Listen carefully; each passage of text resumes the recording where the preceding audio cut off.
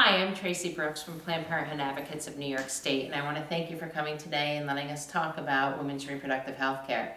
The Planned Parenthood Advocates of New York State believes that every woman, regardless of her marital status, her sexual orientation, her socioeconomic status, should have access to reproductive health care, both comprehensive and locally. So we wanted to ask you some questions about where you stand on the issue. And the first question that I'd like to ask you is, do you support a woman to make her own personal private health care decisions around her reproductive health? Well, the answer is absolutely yes, Tracy. And let me begin by thanking you for the opportunity to speak with you and also recognizing the exceptional work that Planned Parenthood Advocates does here in our region in Westchester County and all around the country. We know it's an essential lifeline for so many women who don't really have other avenues for obtaining the comprehensive care that they need and deserve.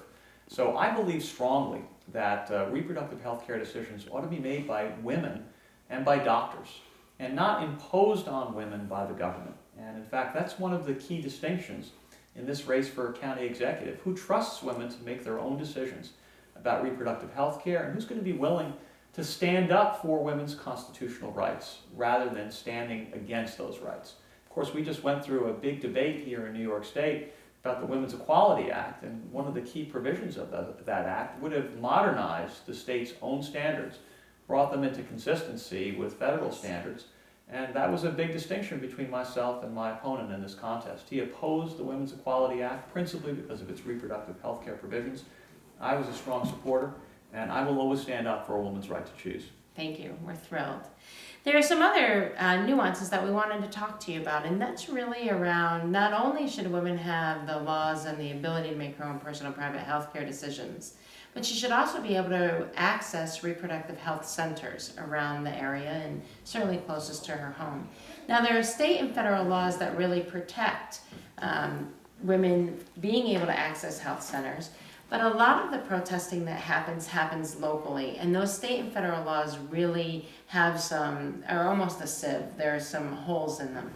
So I wanted to ask if you support, especially on the local level, strengthening those laws to ensure that women can actually access the healthcare centers in their localities. Well, indeed I do, and this is important. And look, we respect everybody's right to hold different opinions about complicated issues, including a woman's right to choose. And we know there are many people whose views differ from mine and differ from yours, and they're all entitled to express those views in appropriate ways. But when you bully women or intimidate women and make it physically difficult for them to access the health services that they are entitled to receive by law, that crosses a line, and that's where I think it's important for there to be reasonable restrictions that we put in place that make it possible for women to access their own health care.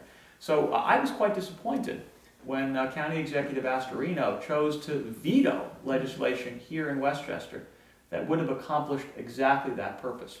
And if I'm county executive, protecting women's ability to access health services without fear of intimidation or bullying will certainly be a priority for me.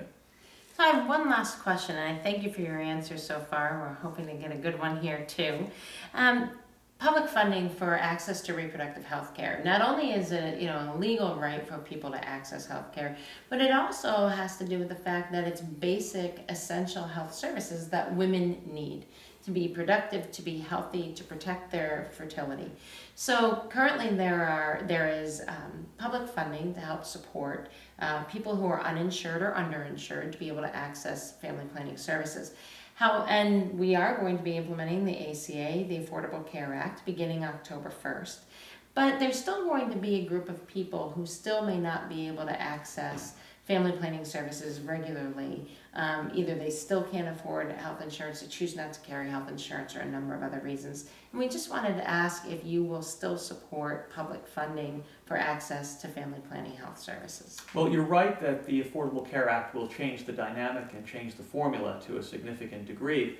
But you're also correct that it's likely that continued forms of public funding will be necessary to ensure that our theoretical right to medical care is in fact a real right that is accessible to women of all sorts of different circumstances. And we should remember that every one of us has a stake in family planning.